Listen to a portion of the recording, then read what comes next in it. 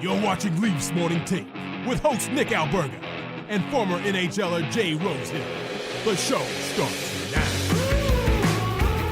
It is Tuesday, October 22nd, the Tuesday edition of Leafs Morning Take. Nick Alberga and Jay Rosehill, and I won't lie today, Rosie, I am feeling damn good, my friend. How are you?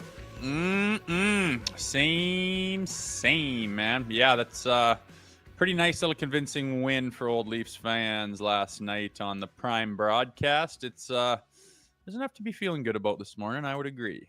An Amazon Prime beatdown. Like, what a start. Debut on Amazon Prime for the Toronto Maple Leafs, and you come out with that kind of effort. Obviously, we're going to dissect that. We're going to look at the Columbus game. We've got a big-time guest on today's show. We are rolling. It's just mid-October, Rosie.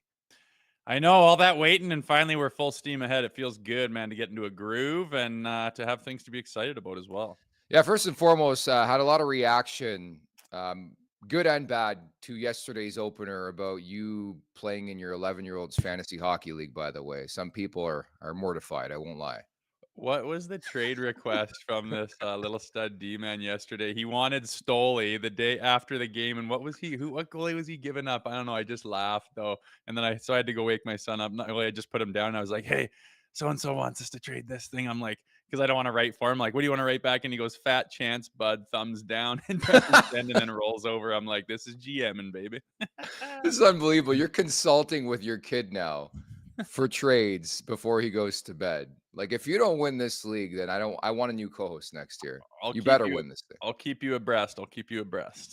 Sell high on Anthony Stolarz. That'd be my piece of advice. As you know, I host the NHL Fantasy on Ice podcast. Anyways, we roll on the Amazon Prime broadcast. I thought that was really cool stuff. I love, first and foremost, I love the ambiance at the beginning. Like, I tuned in about 20 minutes before and watched the players twirl around and warm up. I thought with the ambient noise was really, really cool. So I missed that part. I was coming back from an appointment and I missed warm up, but I heard all about it. People are chirping off about the other broadcasts saying, wow, this is so nice just to get some sounds to be able to watch, and some guys chirping some of the broadcasters across the industry and their takes and what they do and to fill that time. But so it was just snapping it around in warm up with just volume. You could hear the skate blades and the patings off the crossbar, and that's it. It reminded me of, remember Leafs TV? It might have even been when you were playing for the Maple Leafs. I The still Leafs look it TV. up. I'm like, what is that? It's not going anymore, or what? No, Leafs TV is a thing of the past. It's been gone for like a decade now. But I specifically remember on Leafs TV, where it was a Leafs TV broadcast, they would do like a countdown to puck drop, and part of it would be like the players like skating around. I think Cool. I think they really delivered on the feel of me being at home on my couch, but actually having the feel of being at the game. I thought that was cool. I'd put a little microphone right by the water bottles too, and as the guys go to grab a squirt, they usually talk back and forth to the trainers and whatnot and have a little stuff going on. But that's neat, man. I wasn't sure, when you start something, I mean, look at us with our cameras, and we get hiccups left, right, and center with this bullshit we were using for this program, which is getting changed very soon, by the way. But a lot of moving parts, a lot goes into it. I was like, man, this Prime, like, this isn't what they really do, but you're sure they put the right people in place. But obviously you'd think there'd be some hiccups and stuff. It ran smoothly. I don't know why, but I was especially impressed with like the sound. You could just hear more, and it was just sharper and crisper, and it didn't have that dull, like, got to go through the TV tubes before it gets to you. And I think people noticed that, and seeing Messier in there was good. I would like to see Andy Petrillo in a little bit of a bigger role, maybe switch some stuff out there on that panel. But other than that, Andy's very good at her job. She was in my Leafs days and has come a long ways. That whole production was pretty darn good. I was impressed. I didn't think they'd be able to pull it off that seamlessly for night one. And the stream quality kicked ass too. Like, it was a lot different than my cable provider. And that's what you're going to get in streaming in general. I thought it was great. I thought it was really, really cool. Did you see what happened in warmups, by the way? No. Oh, yes, I did.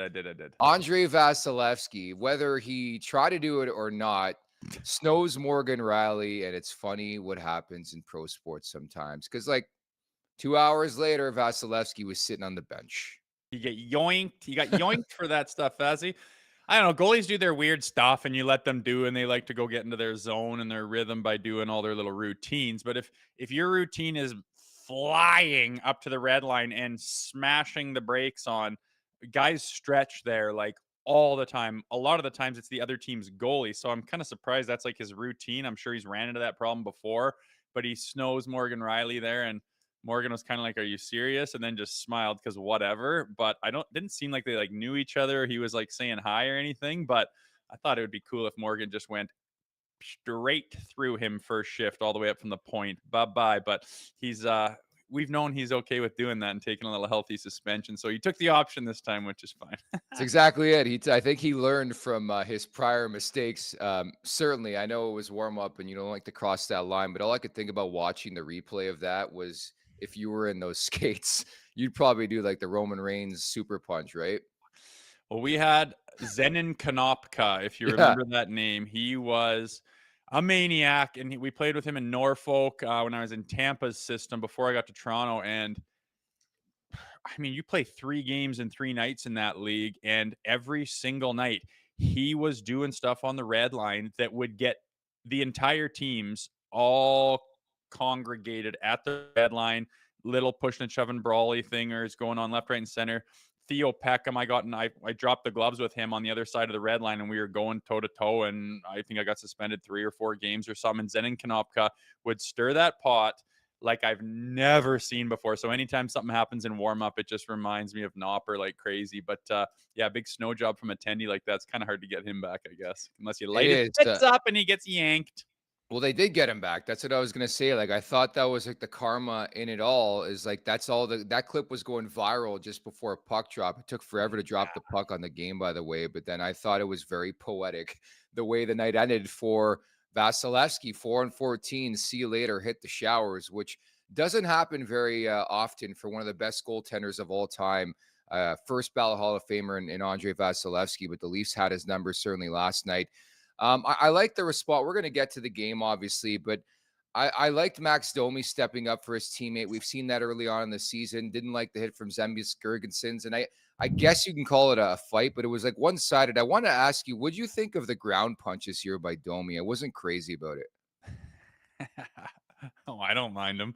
I know you don't. You dirty prick. You try to like it. That was just frustration. He comes up.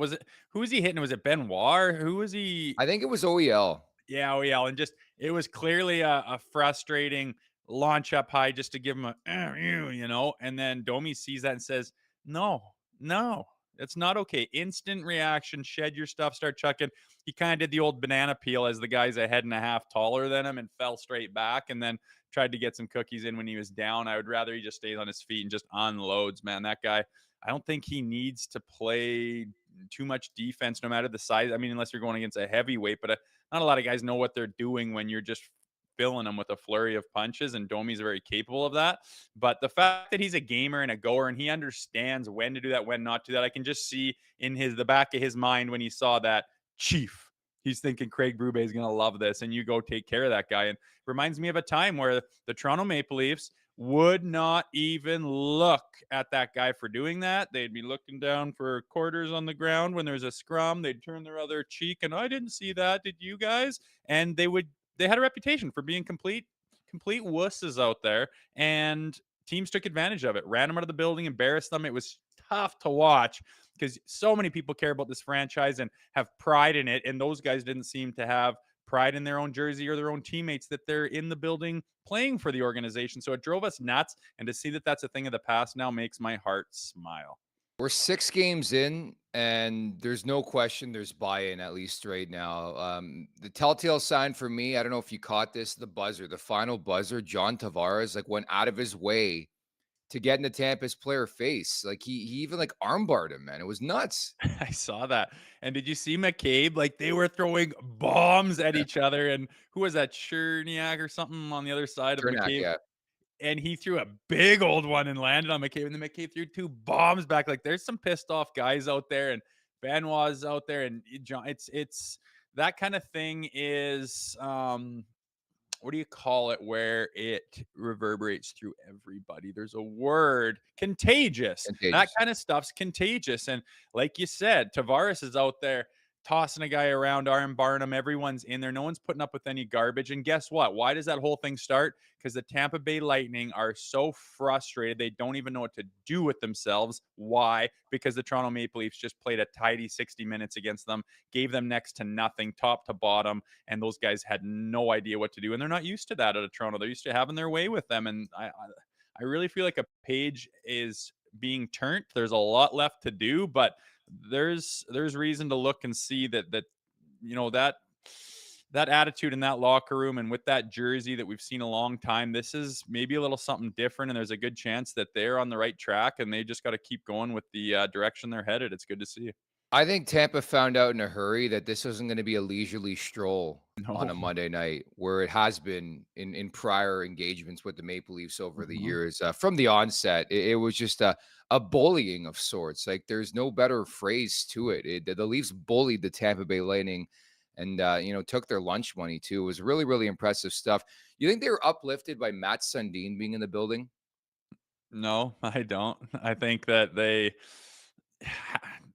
how old are those guys? I mean, I think that might be an era they're not totally familiar with. Of course, they know who he is, but when it's game day, man, there's so many little distractions and side things going on. The fact that they played that style of hockey because Matt Sundin was in the building. I'm sorry, no, those guys have a routine and they're in it and they're locked down, and they don't say, "Oh, I think I'm going to be extra excited because Matt Sundin's in the building." No, I think that's something that's cool for the fans and the organization, and an absolute legend. And it's cool on the broadcast seeing him on the panel, and all that stuff's great for us. But those players, if they need something like that to get them going, they're in the wrong business, and I don't think that had an effect on it. Sorry to Well, ruin your little narrative there, though. no, yeah, I was trying to correlate it to the interview we did with Matt Sundin last week, but you wanted no part of it. We interviewed Matt Sundin True. last week. That's coming up on today's podcast. I stopped that thing in its tracks, didn't I? Sorry about that. Hey, it's okay. But we had a lot of fun with Matt. He's got a new book, Home and Away, out today, in fact. And it was pretty damn cool to interview Matt Sundin. I said it off the top of the interview, which you'll hear in about 20 minutes or so. Like, that guy was my idol growing up. I thought it was so cool to interview him. A lot of people's idol, man. He's one of the greats, and seeing those highlight reels. It's funny, like they were saying on the broadcast, like that clapper he had, it was probably a wood stick. Man, could he wire it? Not many guys did that, but when you just see a guy wind up for just a big back scratcher up in the rafters there, you're pretty good chance that's Matt Sundin pulling that thing off. And man, he could wire it. And not sure how long he'd been in Toronto at that point in time, but he might have hit up a couple of his old stomping grounds till wee hours in the morning, judging by his voice. It looked like he'd been going a while, which is just awesome to see. I would like to think he's just been doing a billion interviews to tee up and Oh, preview and promote his new book. sorry. But anyways, Rosie was on last night's edition of the Leafs Nation After Dark. Make sure you tune in tonight as well with Zach Phillips as he recaps this game against Columbus, the second half of the back-to-back here. Don't forget to get those super chats in at the Leafs Nation 401 on YouTube. Hit that subscribe button, hit that like button, Leafs Morning Take, wherever you find your podcast. And also, don't forget to visit the LeafsNation.com. Prime Monday Night Hockey on Prime Video is here, the exclusive home for the NHL on Monday nights in Canada. The Leafs will be featured once again next week, October 28th, when they visit Connor Hellebuck and the Winnipeg Jets. Fans can watch Prime Monday Night Hockey on Prime Video at no added cost through their membership. Just check out the sports section when you're inside the app. Fans that currently don't have a Prime membership can sign up for a 30-day free trial. Additionally, students are able to sign up for a 6-month free trial at amazon.ca/Amazon Prime. Prime Monday Night Hockey. It's on Monday. It's on Prime, and looking forward to doing it all over again next Monday, Rosie. I know, man, this might become a thing. I don't know if we'll look back at the broadcasts, but I mean, I threw it out there what people think about the Prime broadcast. I thought, it'd be some mixed reviews. It was an overwhelmingly positive response by a bunch of people I know that are not scared to be negative about certain things. So I think that boded well for the broadcast. But again, I don't know, the technology of some of the big media outlets that broadcast videos or these games, are they using stuff from 1980 or what? It's glitching. You can't hear anything. And talked about it on the After Dark show last night. I've kind of had my suspicions that building, while it may not be, Chicago, in its prime, but I think it's louder than it gets credit for on the broadcast, on the regular broadcast, because you couldn't hear a darn thing, and you hear people talk about being there live when, for example, Austin Matthews gets announced as the new captain. It was an absolute morgue on TV, but people that were there in person said, man, that place's roof was going to blow off. So I think you got a better taste of what that building's like last night with the Prime. Whatever microphones they're using, I don't know, but it was palpable. You could tell how much more you could hear the liveliness, the chat, or the cheers and the reactions to the goals and the eruptions and the goal horn. It was considerably better to watch. Yeah, it was very noticeable. Like, that's the first thing I noticed early on in the game was like you can actually hear the crowd. We even got like a "Where is Stamkos" chant. Having said that, I had a couple of people text me that said, yeah, it was significantly louder than the home opener in that building. Because I asked, I'm like, this sounds like a way different broadcast than you would hear on TSN or Sportsnet for that matter. Like, what's going on here? But there was a bit of pushback that the building was a bit amped up. I'm sure Amazon being in the building, but I thought it was interesting nevertheless, because at the best of times, it sounds very, very quiet on TV. Yeah, I don't know. It doesn't make sense to me. Do you think the people walking in are like, oh my gosh, Prime's in the I know. building? Like, I don't think they're really even noticing. Did half the building even know it was on Prime? Unless you're dialed in, I don't think they did. And it's a Monday night. Why would they be more jacked on a random Monday night where they're the only team playing in the whole league rather than opening nights, Saturday night game? It doesn't make sense to me. I think that the building is louder than it gets credit for. I've seen it firsthand. I don't really understand until now why it comes off so bad on the broadcast. I think their technology and their equipment doesn't really pick up the sound very good. Maybe that's by design, right? So you can hear the broadcaster and stuff. I have no idea, but you could hear it, and it was more obvious yesterday. Yeah, that building could be louder in general, but I think it gets done dirty by the normal regular broadcasts. Producer Vic's theory was that puck drop was a bit later, so a lot of people have a couple more beverages beforehand. Is that it, Vicky boy? Maybe. Maybe you got to go with those $2 beers in that building. Good luck with that, hey? $2 beers, more like $25 beers. Tammy, thank you so much for the super chat. I've seen more snot and snarl from OEL in the first 6 games this year than I have from Bertuzzi all season long last year. Your thoughts on that, Rosie? Wow, Shots Tammy. fired. Honestly, hard to argue with, man. Bert, I like that guy, but he just seemed to spin his wheels a little bit. Couldn't quite find it in Toronto, and felt for him. Wished he could have and stuck around maybe and found something. But OEL comes in and inserts himself into this lineup and makes an impact right away. For a D-man that's not like Cale Makar. You notice him everywhere, man. Like, he is stood out as the most effective defenseman. Unless you want to talk about Tanev, doesn't quite show off as much and show out on the broadcast. You don't notice him as much unless you're paying attention, know what you're looking for. But nonetheless, OEL has been a great addition so far, and these Leafs have got a few positive things going for them right now, which is nice. And I hope they just keep building on it, and I think they will, because Craig Berube won't allow them to take their foot off the gas. That hit on Jake Gensel in the third period was outstanding. Like, it again, I don't know what's come into Ekman Larson. Earlier on in his career, he was known for being soft. Maybe it's the Paul Maurice effect. This guy's a different player from the guy who played 2 years ago for the Vancouver Canucks. Yeah, I keep getting him mixed up with Benoit. I thought that was him who hit Gensel there too. They kind of look the same out there, but I love their styles. I mean, Benoit and McCabe, I loved playing together last year. Now you insert OEL and you got Tanev. It's like I've been saying all summer, I'm like, this decor looks different. It's going to be different. I don't know why OEL got the knocks when he signed.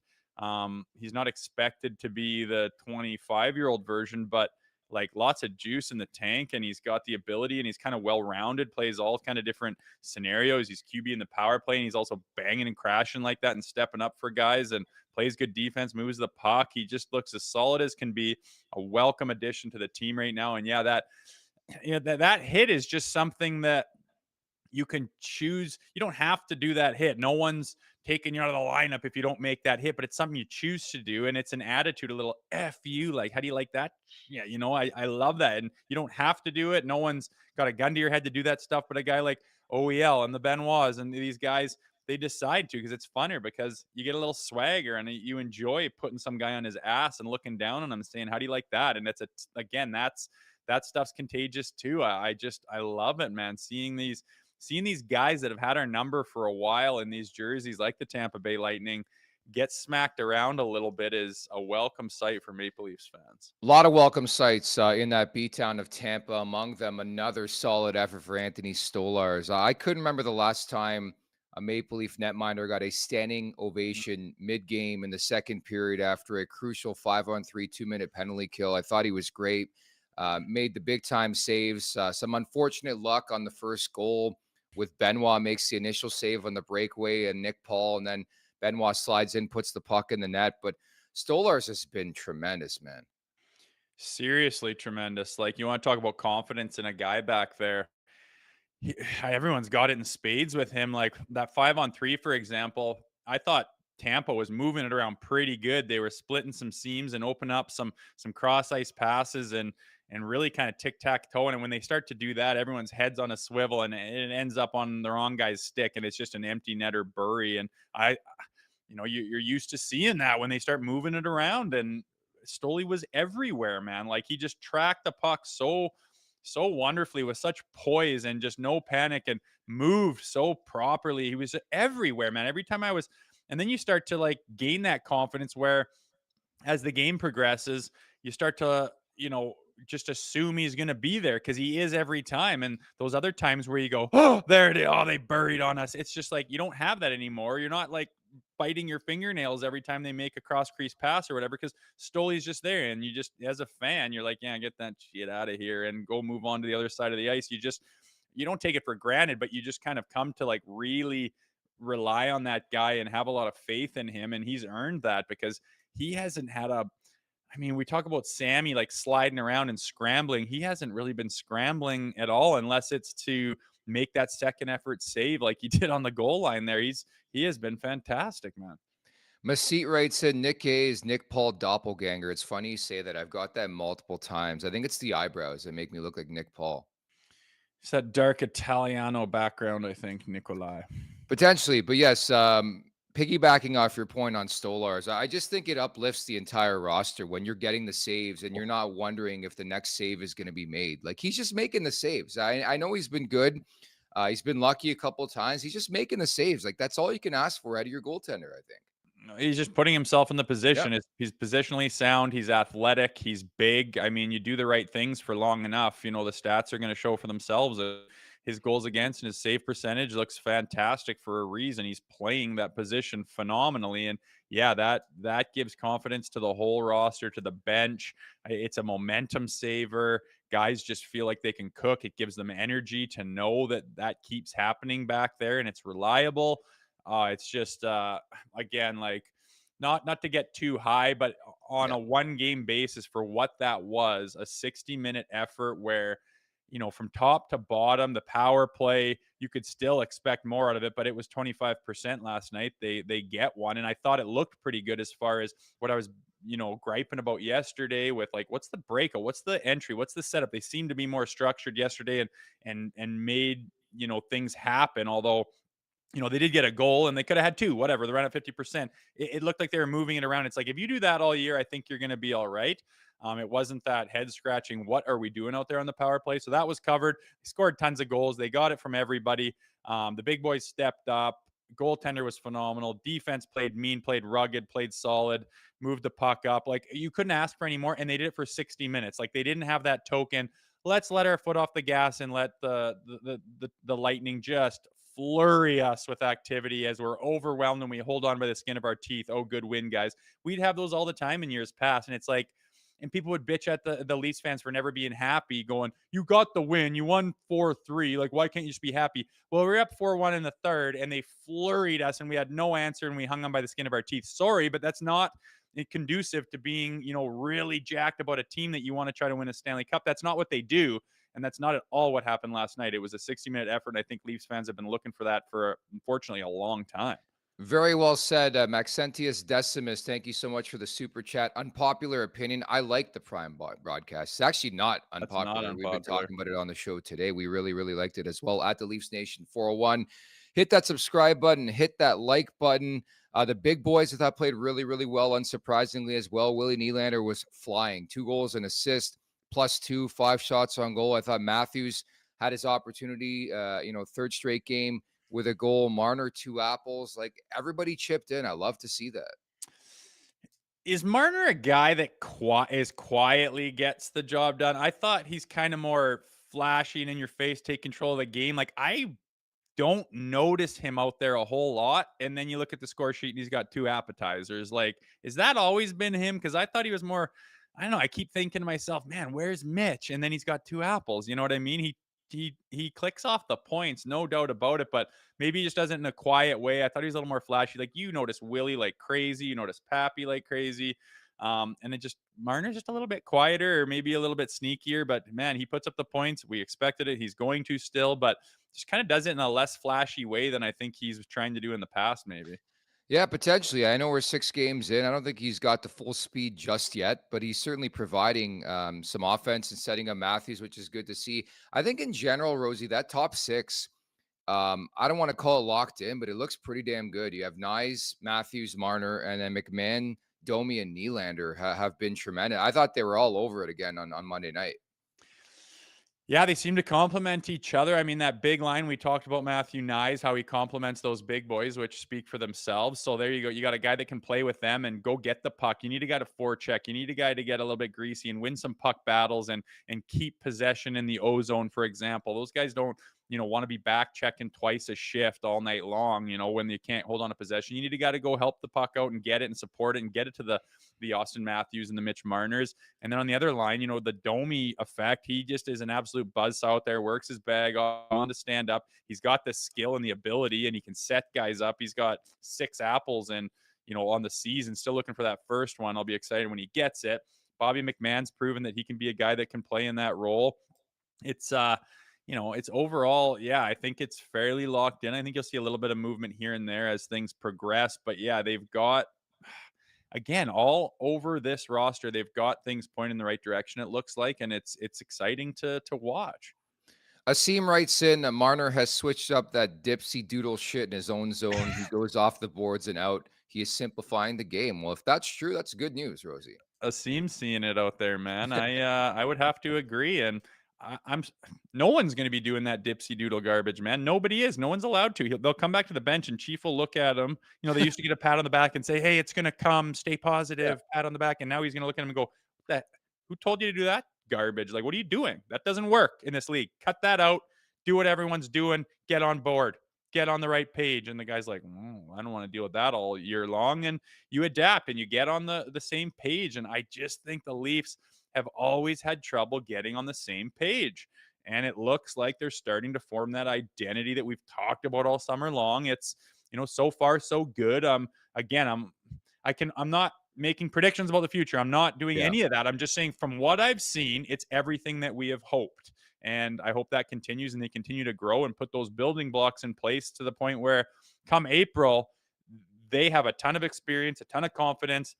Their characters through the roof. They have an identity they can fall back on at any point in time. They support each other. They're all pulling on the same rope. That's what you're looking for. And Chiefs done that before with a group and got all the way to the Stanley Cup and hoisted that thing. So I think they're in good hands. And I think this is as good of a chance as they've had in a long time. Who knows what's going to happen? But from what I see and what I know about hockey and teams in that league and trying to get something special going, this looks different than it has in the past. As someone who is a bottom 6 player in his playing days in the NHL, can you explain to the listeners and the viewers and me as well what it would mean to a guy like Pontus Holmberg to have Chief bitching at the refs up 5-2 over an empty netter? I don't know why they called a hand pass there on Lorentz. It was quite visible that he passed it to himself, then passed it to Holmberg. What does that mean to a player when a coach does that? Well, Chief doesn't care what the score is or who the player is or what. He wants things to be proper. He wants them done right. And it doesn't matter. Like we've talked, everyone's talking about that timeout he called. It's not about the score being 5-2. It's about these learning these lessons and developing that character and that identity that we don't let off the gas. Like you have to have that killer instinct. He doesn't care if they sneak away with that win and, oh, well, they used to get away with it all the time. Play like garbage in the third, almost give it up, but hey, we got the win. At least we got enough goals. You don't win like that on the long term. He knows that. So he's snuffing that stuff out. He doesn't give a rip. If it's Holmberg, if it's an empty netter, he wants it done right. He wants it called right. He doesn't want to get screwed. And he's a passionate, fiery dude. And yeah, like Homer's sitting there going, holy, Chief really wants me to get this empty netter. But I don't know. I didn't think that play was the fact that he hand passed it to the guy. But if you hold on to the puck and turn with it in your hand and then drop it to yourself, I think that's a hand pass as well. I think that's what it was called more Oh, than that he threw it to the player. I think he made too much movement with the puck in his palm, and that's the reason it got blown down, which I don't know. That's always kind of a judgment call, right? That hand pass thing has gone all over the place in the league, so it's hard to even know what they're calling. But at the end of the day, it didn't matter. But the point is, Craig Berube is passionate and wants to get it right no matter what the score, no matter who they're playing, and I think that's a theme you'll see throughout the season. I watch a lot of hockey, but I learn new things on a daily basis. Did you know you get a penalty for taking guys' bucket off? Like, I think that's just the guy on the broadcast not being hell overly is that? 2 minutes for removing opponent's helmet. I was like, who's Like, writing what? this shit? Then you can hear them announce 2 minutes for roughing. I'm like, it's just called roughing, guys. But Oh, that's so is how that what much. happened? Yeah, they put it up Oh, there, and I was like, because I think the guy said, well, he kind of takes his helmet off there, and then it's on oh the screen. I'm no. like, guy on the computer writing the graphics, you don't Oh have to no. write for removing opponent's helmet. I was chuckling about that, but it was clear it was roughing. They just got that all mixed up. But if that's the biggest hiccup in their debut, doing the big beast with all the moving parts of what it would take to cover an NHL hockey game and all that Yeah. stuff going on, I thought it was pretty seamless.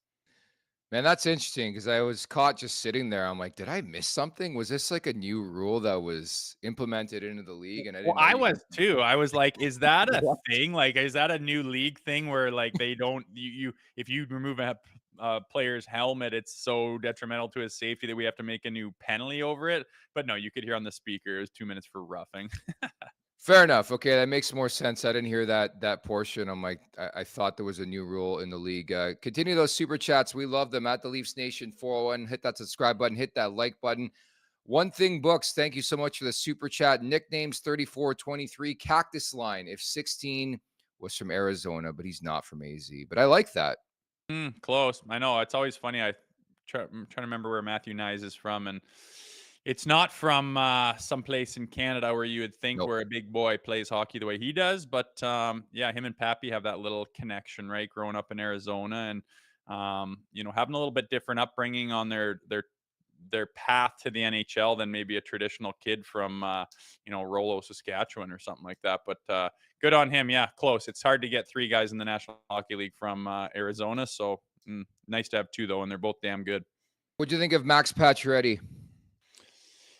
I mean, I don't see why he should come out of the lineup. He's got the stuff, right? He's not a guy that's gonna, I think, slump too hard or spin his wheels or not sure what he's doing or lose his game. He's a pretty damn good hockey player. He's got the stuff. He can finish when he needs to. I think he does those little things right. He's got the leadership veteran quality to him. I don't think he looks slow out there. I just, for anyone like, and I mean, maybe he stays healthy, maybe he doesn't, but all you know is that he's healthy right now. That's all you can go off of.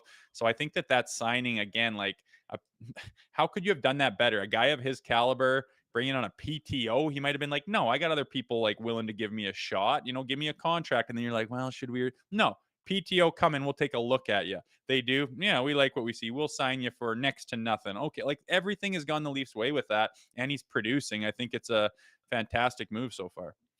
Maxentius Decimus writes, does Wool play tonight? Thank you again for another super chat. What's your bet? I say yes. So they got the Columbus Blue Jackets tonight, the second half of the back-to-back. It's going to be your classic conversation about a potential trap game. Columbus always seems to play Toronto strong, but what's your feel on this one tonight? Do we see Joseph Wool, Rosie? I don't know how close he is. If he's ready, it would make sense to put him in. It's the back-to-back, right? You'd have to put Hildeby in again, which isn't the worst thing in the world, but this train's kind of rolling and you want to keep that momentum. Rattling off another win would look pretty good on this week. If he's ready, it makes sense. It's not like you're playing the New York Rangers. You got Columbus, which should be a team that, you are better than, and you're slated to win. You're the favorite. Back-to-backs, obviously not playing Stoli. It would make sense if he's close. So, but when Wool gets in there, regardless of what's going on around him, it's going to be tough to get in there with, he's been hurt a bunch and you don't want to play hurt. And if you play trying not to aggravate an injury or something, it's an absolute disaster. So he needs to be 100% confident and 100%, feeling his best with that injury and not thinking about it at all. So I'm sure they're going to make darn sure that he is 100%, and they probably have been doing that as he's been out for a fair amount of time. But then the factor that Stoli has just lit the town up since he went down, there's that added pressure, and everyone's asking, is he the number one? Is he the number one? Which I don't really agree with, but he's got some pressure on him. It's going to be interesting if he gets in there. We'll be watching him, but I just want to see him with that really poised, confident stance that he has tracking the puck, much like Stoli has been. But I wish him the best if he does get in. I would love to have the problem of not sure what phenomenal goaltender you can play on night in and night out. I think that's a great problem to have.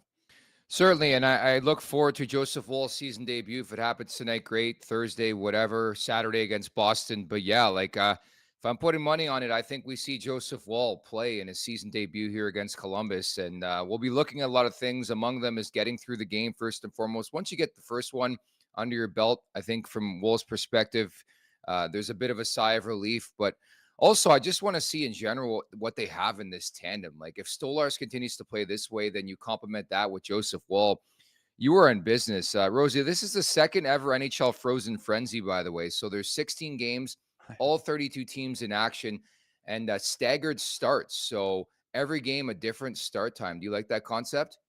Oh, it's pretty cool, man. Difficult to pull off. I always think about, when you walk into a building every day, there's stuff going on all year long, right? The building's being used for concerts and venues and whatever. And to put together an NHL schedule where you can get a schedule that kind of makes sense, like geographically and time wise, and you play all the right people in the divisions and all those buildings, what's going on. It sounds like an absolute nightmare. I would never want that job of trying to create a schedule and then to get all 16 games going with all 32 teams, staggered starts. What a feat to pull off. And like you said, it's the second time. It feels like it just happened. I can't believe that's last year, but pretty neat, man. A little feather in the cap of the league saying, look what we're doing.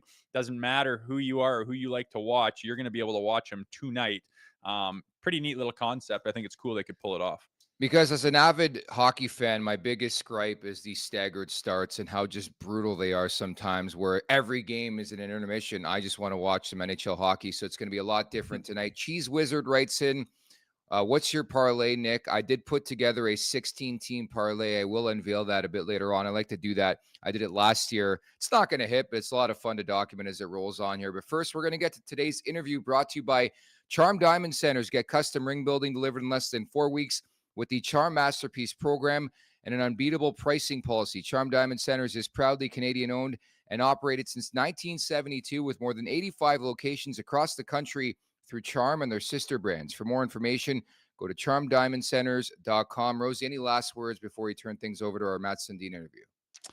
No, it was just cool to get him on. He's been doing the rounds a little bit, promoting his book, but I think he lives abroad most of the time. You don't see him all the time. A guy like him, who's as much of a legend, who's like a recent legend that people who are even young remember. Pretty neat to see, and he talks a little bit about what it meant to be a Maple Leaf for so long. Without further ado, home and away out today. Here is Matt Sundin. Matt's, first off, congratulations, and second, thank you. I was a big-time Leafs fan growing up. You were just unbelievable. Thank you so much for your time today. How are you? Thanks for having me, guys. Everything is good. Our pleasure. Congratulations on the new book, Home and Away. Tell us about it. Well, it was now or never, right? I got requested a few times, a few years, about doing my memoirs and a biography, and last summer, I figured if I don't do it now, it's never going to happen. So, and also my 3 kids, they're 12, 10, and 7 years old, and they don't even know that I played hockey. So I figured in 5 or 10 years, if they read that book, they're gonna say, oh, yeah, our dad was a pretty good hockey player. Hopefully. Yeah. That's pretty neat, Matt. Take us through the process of how that goes down. You're writing it with Amy Stewart, I believe. What's the process to get that thing to the finish line? Well, we started last year, and Amy is a great writer. She not only is a great writer, but she coaches one of her sons' hockey team. She's followed my career right from the get-go. She's a diehard Maple Leaf fan. So it's been a great collaboration. and we had the goal just to try to cover childhood, and especially today. I thought it was important for me.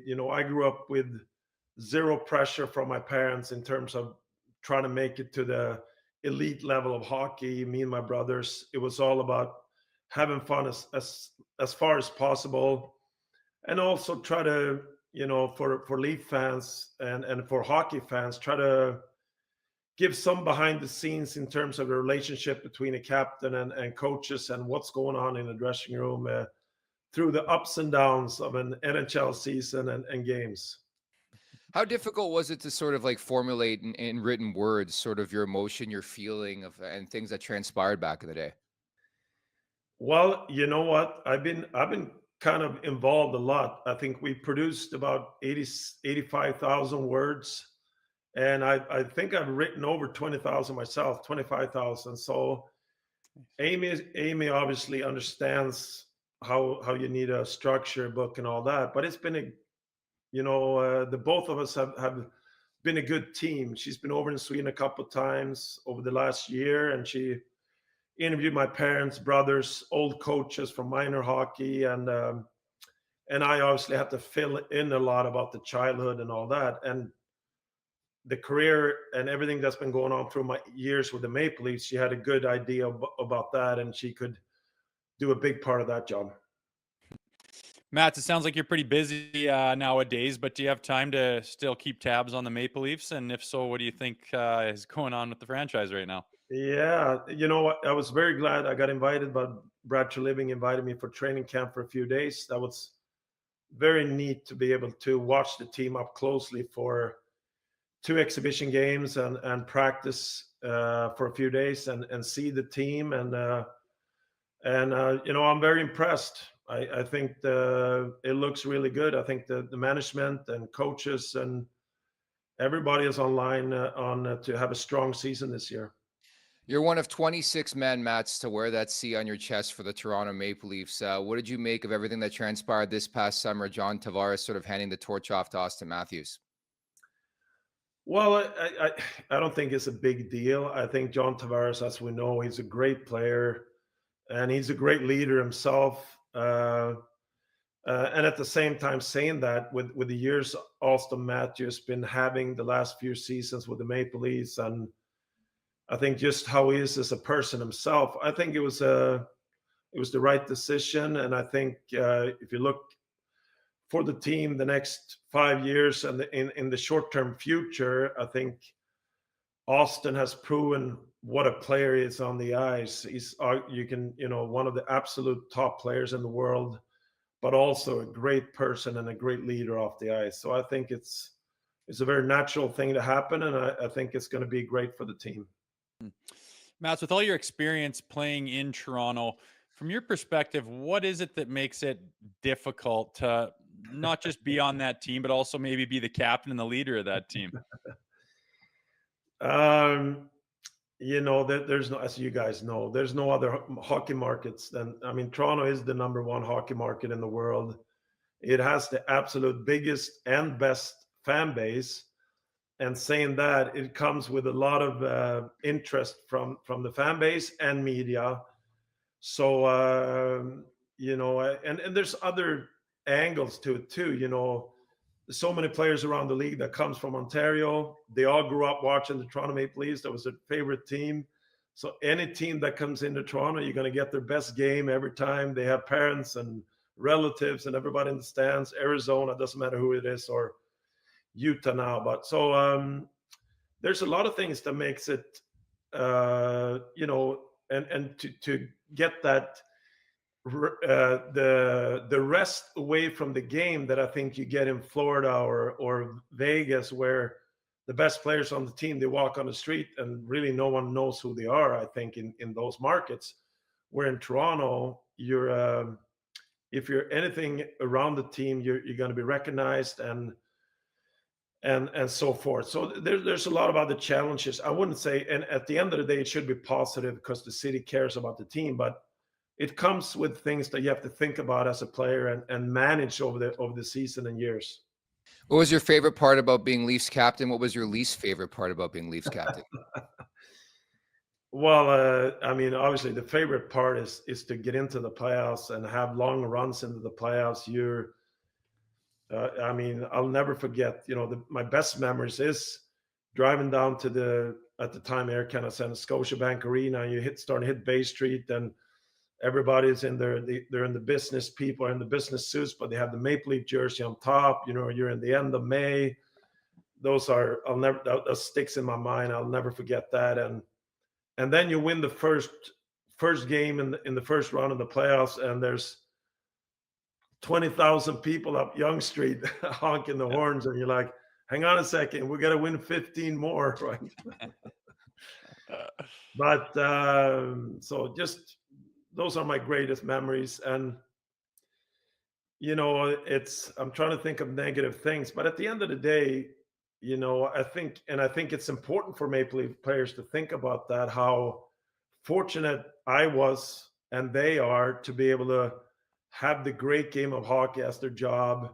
Yes, there is responsibility, and yes, there's demands from themselves mostly, but from media and fans. But it's still a game. We have people that go to work, they have 3 or 4 weeks vacation, they work paycheck to paycheck, and I was, and the players are in a very fortunate situation to make a living off of their childhood hobby and their passion. So I was, and the players they're in a great position where they are. Mats, I think that a lot of that, those fan base is hoping that this new coach in Craig Berube is going to be a difference maker, especially in the postseason. You were able to play, in some glory years there under Pat Quinn. Tell us a little bit about your experience being coached by a legend like himself. Yeah, Pat was a great coach, and he was a natural leader. And I like to mention Pat Burns. The same way, and I think all great coaches that I had, when you're trying to talk about what was the great thing about them, there was no facade, right? You can tell right away that there's no one trying to play a role. There's no facade about it. This is how they are. And both Pat and Pat Quinn and Pat Burns, they have this presence when they came in the room. You can tell right away they were serious. It was all business. They were both players, coaches. I mean, they protected their players. They wanted the best for the players. They listened to the players, whether it needed more rest or they want to know what's going on. So, and Pat Quinn really had that too. And both of them, Pat Burns as well. Naturally, that leads us to Craig Berube. He's obviously cut from a different cloth and very similar to me, at least to those two men. You played against him. What'd you make of that decision to bring Berube in? I was glad I didn't have to fight him in his prime there when he was chasing Ty around some of the games against Philly there. I started laughing just thinking about it. But it was really nice to be around Craig too for a few days in training camp, and he's a straight, honest man and reminds me a lot of Pat Burns and Pat Quinn as well. So you can tell there's no facade there. What you get is what you see, and he's going to do great. And what would your advice be to this, particularly skilled group of Toronto Maple Leafs that haven't been able to break through in the postseason, as we all know? What would your advice be to those guys as far as trying to get to that next level? Well, I think with my years there in Toronto, it's just to make sure that they keep focus on the everyday. I know all of this is cliches, I know that, but in the everyday details, just try to come to practice and be better as a individual. Keep pushing to keep developing, because it doesn't matter if you're the best player in the world or you're trying to make the team in the National Hockey League or break the lineup. You all have to keep improving every time you have a chance.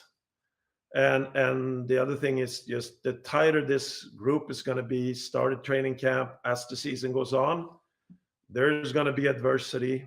Every team goes through it. The Stanley Cup winners are going to go through adversity this year, and get that group as close as you can be once the playoff starts. Because at the end of the day, there's no more paychecks coming when the playoff starts, and we're playing for a championship, right? So, and you're going to need all 23 guys, and you're going to need the support staff, the physiotherapists, the equipment managers, everybody on the same page. And if they get that, they're going to have a great chance to have a good run.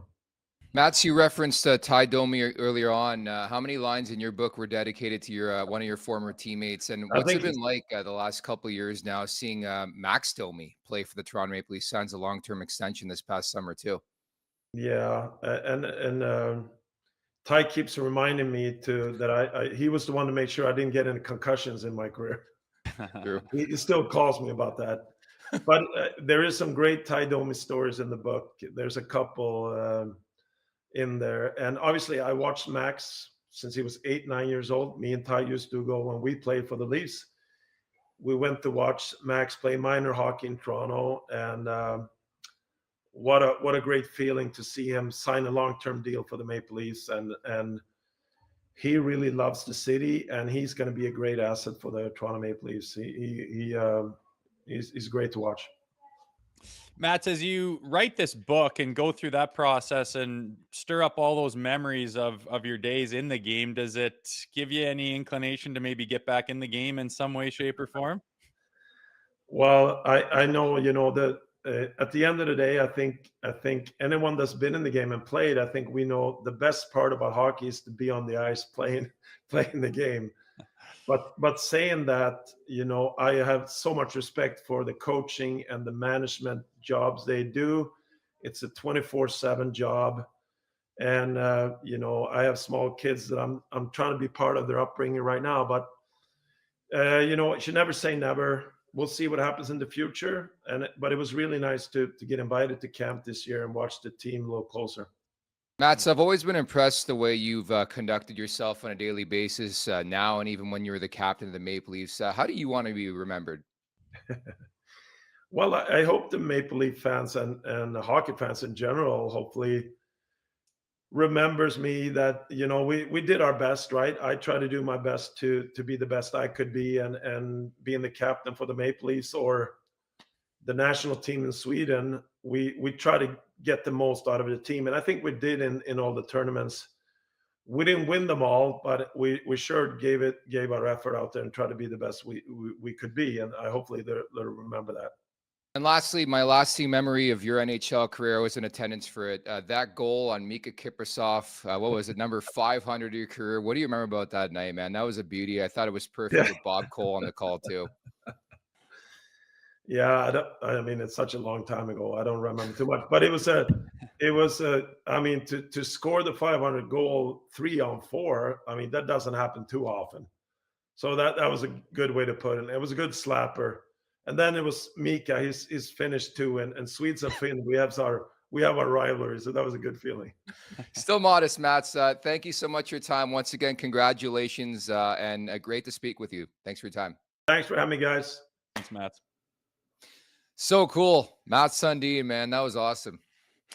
Yeah, he's pretty neat, man. Special dude, and not a lot of interviews he gives all over the place. So it's nice of him to stop by, and pretty cool to hear him talk and see what he has to say about the old Maple Leafs. So, in fact, we are looking forward to this game against Columbus. Just reading some of the fine notes. Of course, the Maple Leafs playing last night. So, optional skate. I think Timothy Liljegren, David Kempf, and Joseph Woll, the only individuals on the ice. So, interpret that the way you would like, Rosie. Interesting. Someone's got to shoot on the goalie if he's playing. If he's not playing, he probably wants to go get some work as well. Stoley's not out there. It's optional. He probably doesn't have to. If he was, I think he'd take some shots, though, but maybe he doesn't feel like he needs to. Tough to say, man. Tough to interpret. We'll have to wait. How would you would you say he's playing? Just gut. I just don't know how close he is. I keep going back and forth to, did he do his groin like pretty good and needs a lot of time, or did he just do it averagely and they're just making sure this doesn't become an issue? I hope it's the latter and that he is ready and that he's playing today. So kind of leaning towards that. Fair enough. I say he plays. That's just my opinion. It's time for the last call, brought to you by Bet365. Open an account with Bet365 today and bet on a huge range of markets. So whatever the sport, whatever the moment, it's never ordinary at Bet365. I just want to put out there, you had the Nylander anytime goal yesterday. and I hit the Pacioretty anytime goal. So we were cooking last night, man. Yeah, I had the Nylander 2+ points. Oh yes, plus you did. 2 something rather. So keep my settings. Yeah, it's we've been a little bit hot here. There's a lot to pick from, man. You could go through this forever. What do you got tonight? For the Leafs game specific, obviously, because we cover the Maple Leafs, Robertson's got to hit at some point in time. It just feels like this is like your prototypical Robertson game. He got a boost from the coach last night, which is always great to see. He almost connected a couple times. I'm going to go with a Nick Robertson anytime goal tonight. Hey, I don't mind that. Oh man, it's tough to say with these doggone players. Do you stay hot, or do you think you guys do, or what? I do the Tim's pick with my kid, and we can see how many coffees or hot chocolates we can accumulate. So he went, I believe he went with Robertson tonight. So I'm gonna have to tail you on that. But there's no value in the games where the Leafs are so heavily favored. Look at some of these little bet boosts and whatnot. Take your pick. I don't have anything yet. I gotta go crunch my hand. My brain is swimming from 16 games looking at that right now. Fair enough. I got a 16-team parlay. I know I was asked about it earlier on. So here are my winners: Philadelphia, Florida, Tampa, Dallas, Montreal, Toronto, the Islanders, St. Louis, Vancouver, Colorado, Nashville, Edmonton, Ottawa, Pittsburgh, Anaheim, and Vegas. A 16-team parlay that will not hit. What's the value? So wait, let me just find it here. I put 10 cents down on this parlay, by the way. If I put 10 cents down, I did put 10 cents down, the payout would be $1,600. Wow, that's pretty neat. That's a long shot. That's called a long shot, ladies and gentlemen. But good luck. See how many legs I make it. Joe Hill, thank you so much for the super chat. Greetings from Norfolk. Didn't know you played down here. Loved the game last night. Lots of good things to be optimistic about, Rosie. Oh, I think I had 275 pims in that barn, baby. Open your eyes. Norfolk, Virginia. Cool place to play, though. I had a lot of fun, a lot of good memories. I went back there during the lockout under Anaheim's system as well for a place to play. So, yeah, a lot of good memories in Norfolk, Virginia.